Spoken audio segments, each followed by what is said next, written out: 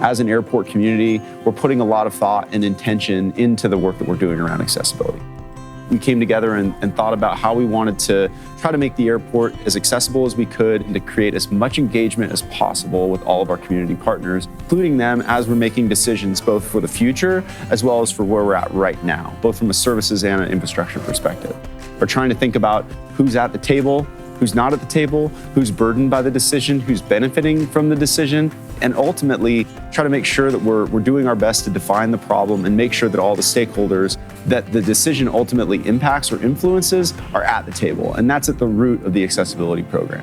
How the port thinks about accessibility is we look at what the customer needs are. So that's in the form of customer feedback, what are trends, and we evaluate how we can incorporate those items into our facility.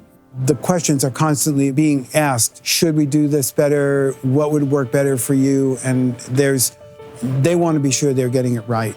Understanding and acknowledging that everybody's journey is different. So whatever that journey looks like, make that journey the best possible journey it can be for that individual.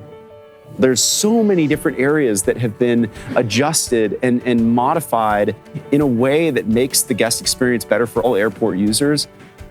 The airport has been making some important changes to make the airport friendlier. For example, there's going to be a caregiving bathroom. A person of a different gender can go in and help someone. Not everybody thinks about what it takes to fly when you're in a wheelchair or a walker or you have some kind of disability. The other thing that's exciting is some of the signage is changing to make it more visible to people with lower sight. As a parent of a disabled child, we're doing everything we can to avoid a meltdown. It's not fun for my daughter. It's not fun for the people who experience it. It's definitely not fun for the parents. And so to have a place that if we need to take a little bit of a break and kind of calm down is really important to us and helps us to access travel and seriously decreases the stress level we experience. To know that I can get somewhere on my own or have access to resources that other people readily have, it's the greatest feeling of independence you can possibly have.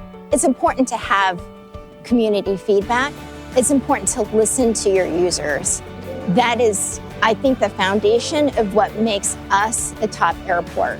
I think it's a game changer for the whole city because it's a model that can be used for other businesses, for other organizations. And of course, we would love to see other airports get on board. But the great thing is, we know PDX has been and is still working to be a pioneer.